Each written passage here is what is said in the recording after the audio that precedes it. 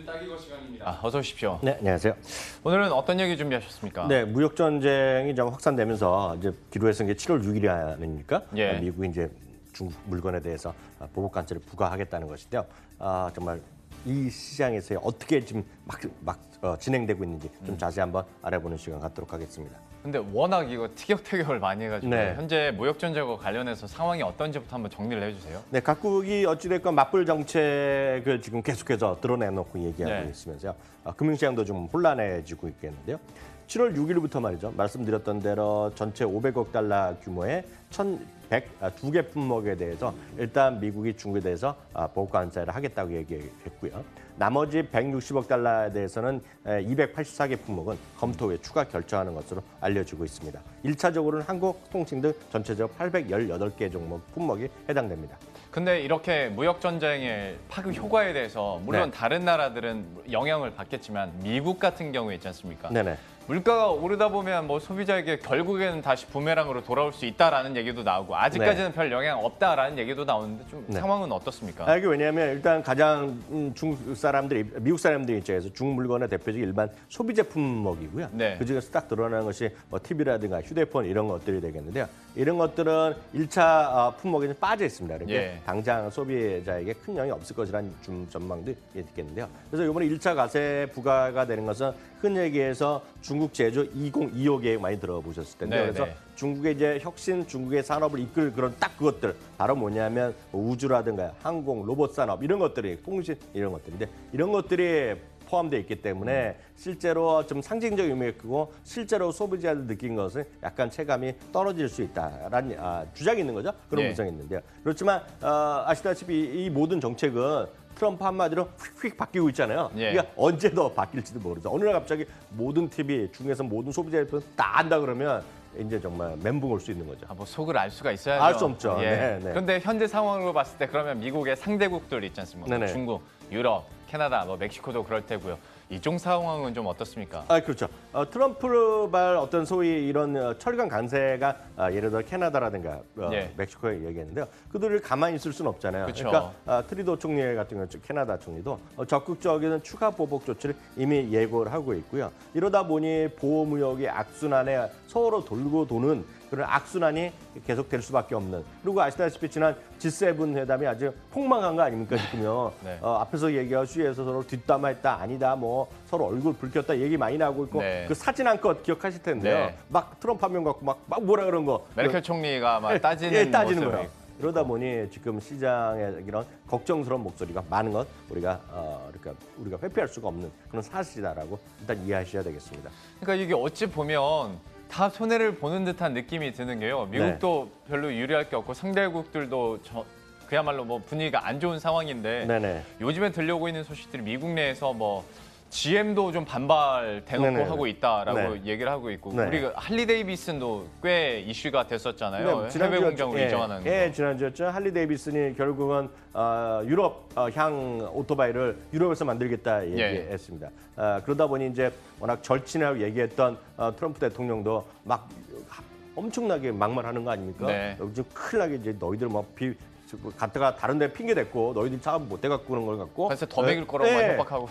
여기고 이제 완전 엄청 진짜 대통령이 저런 말 하나 할 정도로 막 얘기를 하고 있는데요. 그것뿐만 아니죠. 미국의 자동차 제조업 협회가 있는데 이쪽에서도 정부가 수입산 자동차에 25% 관세라면 차량 한 대당 미국 내 소비자가 부담할 비용은 또 5,800달러 얘기하고 있고요. 지행 같은 데는 마찬가지입니다. 이렇게 하게 되면 지금 수만 개 일자리가 사라질 것이다 그렇죠. 얘기하고 있고요. 도요타 자동차도 이렇게 얘기하고 있고 이렇게 되면 사업 어떻게 하느냐. 지금 미국만 큰일 난다 이런 얘기하고 있는데요. 일단은 지금 이렇게 얘기해봤자 지금 서로 말은 많은데 이렇게 모르죠. 물밑 협상이 있는지 모르겠지만 지금은 미국 내 기업들도 가만히 앉아서 지금 자기네 사업이 안 될 수는 없으니까 상당히 머리가 아픈 그런 구조다라고 일단 이해하시면 되겠습니다.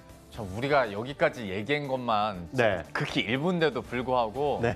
또 참 얘기가 좀 복잡해져서 각 국별로 키포인트들 정리해 볼 수 있을까요? 네, 맞습니다. 미국, 중국, 한국, EU 다 마찬가지 머리 아픈 구간이 계속되겠는데요. 미국도 마찬가지입니다. LNG 수출 업체 같은 경우에도 상당히 지금 머리 아플 수밖에 없겠는데요. 네. 실제로 미국의 루지애나나 이런 텍사스 이런 쪽에서는 LNG에 대해서 대규모 지금 수백만 달러짜리 프로젝트가 있는데 이 프로젝트 자체가 상당 부분 대상이 중국에서의 소비 확대, 그러니까 미국의 LNG를 중국에 수출하기 위해서 많이 했었는데 중국이 가만히 있을 수 없잖아요. 그쵸. 그러니까 중국이 뭐 협상 중단하고 했다 얘기하니까 그런 거 사업을 추진하던 업체들을 보면 상당히 이제 펀딩부터 상당히 좀 머리가 아파질 수밖에 없겠는 거고요. 앞서 말씀드렸던 대로 수입차 관세를 확대하면 미국의 소비자 비용이 450억 달러. 앞서 말씀드렸다시피 대당 5, 6천 달러가 비싸지니 예를 들어 이런 거죠. 평균 5, 6천 되고 5, 6천 네. 달러거든요. 그러니까 좀 싼 거는 3천 달러 되겠지만 쉽게 해서 생각해 보십시오.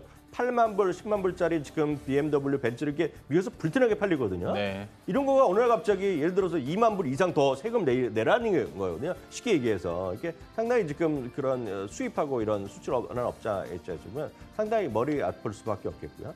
말씀드렸다시피 미국의 철강의 관세를 수입한다고 해서 미국의 제품이 좋아지는 거 아니냐면 미국뿐만 아니라 해외에서 들어와야지 그 모든 공급을 맞추는 건데 네. 그러다 보면 미국 제조업체들의 수요하는 지불하는 가격이 비싸지는 거가 그렇죠. 되겠고요. 그러다 보니 미국에서 대표적인 철강 업체는 US 스틸이라는 회사가 있는데요. 네. 주가 잠깐 올라갔었어요. 처음에 3, 4월에. 그렇지만 지금 계속 흘러내리고 있거든요. 그러니까 그만큼 미국의 기업도 좋은 것이 아니다라는 것이 바로 미국이 되겠고요. 다음 이제 중국 좀 말씀드리면 중국도 마찬가지 흐름이 될 수밖에 없는 거죠. 미국에 일단 관세 부과해서 대미 수출 경쟁력도 악화될 수밖에 없는 거죠. 그리고 또 캐나다 같은 경우에서도 중국산 철강 제품을 유일로 말해서 또 캐나다를 또 난데없이 또 중국 그러겠죠. 제품. 왜냐하면 이런 거죠. 중국 사람들이 미국의 제품을 수출하는 거 맡기면 또 딴 데로 흘러갈 거 아닙니까? 물이 네. 흐르면 딴 데로 가야 되기 때문에 캐나다 관련이 캐나다에서는 또 자기네가 또 아무 상관이 없는 네. 중국산 제품에 대해서 신규 관세를 매기겠다는 얘기하고 있고요. 또 미국 이런 모든 것이 어떤 미국의 그런 시각이 중국의 2025 결국 기술 굴기 목표에 제동을 건다 그러고 중국의 사람을 해석할 수밖에 없기 때문에 중국 입장에서 보더라도 상당히 머리 아픈 구간이 될 수밖에 없겠고요. EU도 마찬가지가 되겠는데 EU도 전체적인 수출 비중이 미국, 중국보다 높거든요. 일단 네. 무역 차지하는 비용이. 그러니까 무역 전쟁의 충격이 클 수밖에 없겠고요. 트럼프가 모든 유럽상 자동차 20% 관세. 아까 말씀드렸던 BMW, 벤츠 이런 거가 7, 8만 달러짜리 2만 달러가 더 비싸진다는 네. 거예요. 그러니까 지금 머리가 아플 수밖에 없는 거죠. 그러다 보니 미국도 EU도 중국산 미국산 제품에 대해서 보복 관세를 막 얘기하는 거가 네. 어찌 보면 이해가 되는 거죠. 그러다 처음에 나온 것이 벌써 예를 들어서 위스키 같은 거 딱 거는 거 아닙니까? 그렇죠. 그러니까 모든 것들도 마찬가지가 되겠고요. 캐나다, 멕시코는 지금 납타 갖고 제일 처음에 전 세계 가장 첫 번째 어떤 프리 트레이드 액트, 그 자유무역인데요. 그것을 지금 트럼프 대통령이 흔히 얘기해서 소위 FTA 같은 경우는 잘못된 것이다. 말도 안 네. 되는 것이다. 미국이 뭐 잘못되고 있다. 억울하게 당했다는 건데 이런 것들이 어찌됐건 자기네 나라들의 산업에 큰 타격인데 이거 늘상 말씀드리지만 이게 캐나다, 미국 사람 입장에서 보니 상당히 말이 할 수밖에 없는 거지.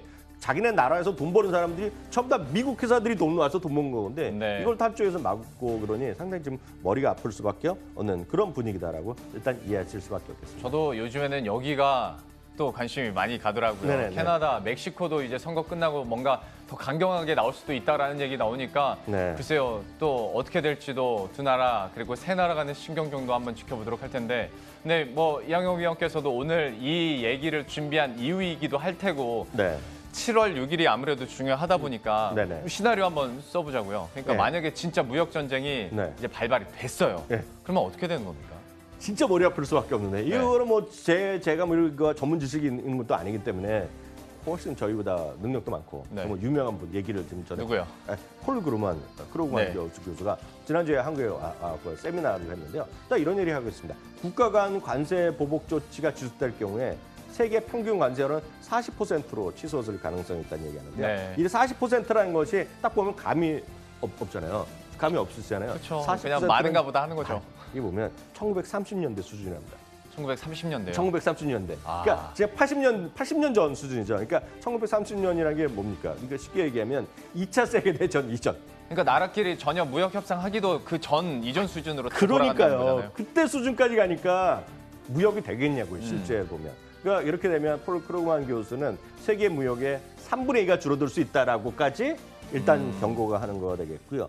이러면 이제 걱정인데 물론 한국에 오셨으니까 한국 얘기를 더 했겠죠. 이 네. 양반이요. 그렇게 되면 한국이 무역 전쟁의 피해를 가장 크게 볼 수밖에 없는 그런 나라 중에 하나다라 이게 하는 거가 되겠고요. 구체적으로 보면요. 미국과 같은 나라가 수출을 전체적으로 20% 이렇게 줄이기로 하면 예. 한국은 그 피해가 2배 정도 될 거라는 얘기죠. 특히 네. 한국은 일반 소비재도 하지만 중국을 통해서 그러니까 동남아시아를 통해서 요즘은 중간재를 많이 수출하잖아요. 그쵸, 그래서 맞아요. 우리나라 예를 들어서 동남아나 이렇게 베트남에 간 공장들이 거기서 원자재를 다 만드는 것이 아니라 한국 이런 데서 갖고 가서 만드는 것들이 많은데요. 이런 것들이 많다 보니 우리나라가 실제로 보면 큰 피해가 좀 볼 수밖에 없다라는 점. 그렇기 때문에 한국도 무역 전쟁에 뭐 다 아시다는 얘기지만 결국 주체가 될 수밖에 없다라고 일단 폴 크루그만 교수도 경고한 것도 상당히 저희한테는 좀 뭐라 그럴까요? 좀 쓰라린 예. 일단 경고의 목소리다라고 일단 이해하시면 되겠습니다. 참 상황이 무역 전쟁의 주체라고는 얘기를 했는데 우리가 주체적인 역할은 전혀 못하고 있고 소득만 터지게 된 상황인데 네. 그런데 한번 희망을 찾아보자면 물론 트럼프 대통령이 중간선거 앞두고 계산기를 지금도 열심히 두들기고 있겠지만 네. 좀 7월 6일 이전에 갑자기 좀 브레이크를 걸면서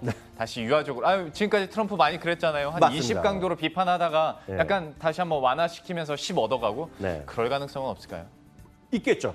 있겠죠. 분명히 있겠는데 문제는 저희가 그거를 미리 알 수가 없다. 그거 이제 네. 하는 거고. 그렇기 때문에 막연한 기대감은 있지만 일단 불확실성이 여전히 불안한 거가 되겠고요. 그거 보면 중국 입장에서 보면 중국은 대미 무역 적자가 1월부터 5월까지 줄기는커녕 또 늘어났거든요. 예. 그러니까 이게 지금 중국에서도 돈을 많이 벌었으니 뭐라 할 수도 없고 중국의 내부적 입장도 있고 미국도 마찬가지인데요.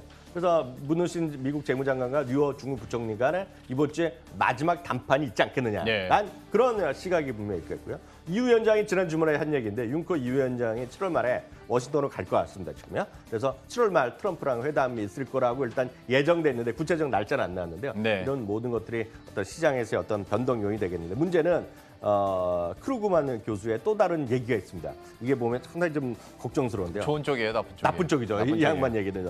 트럼프 대통령이 현재 펼치는 보호 무역 정책의 기조는 계속 유지될 것이란 거를 전망을 하고 있어요. 근데 왜냐하면 트럼프 대통령의 정책이 항상 큰 논란이 있었지만 그가 마음을 바꾼 적이 별로 없었다는 얘기를 합니다. 예. 근데 이게 무슨 얘기인지 뭐 정확한 표현은 그 내막은 모르겠으나 결국은 일단은 우려감을 여전히 피력하고 있다. 물론 교수의 입장이니까 그럴 수 있겠지만 아시다시피 뉴욕대 교수인데요. 하여튼 이런 것들이 진짜 어떤 영향을 미칠지는 모르겠습니다. 지금요.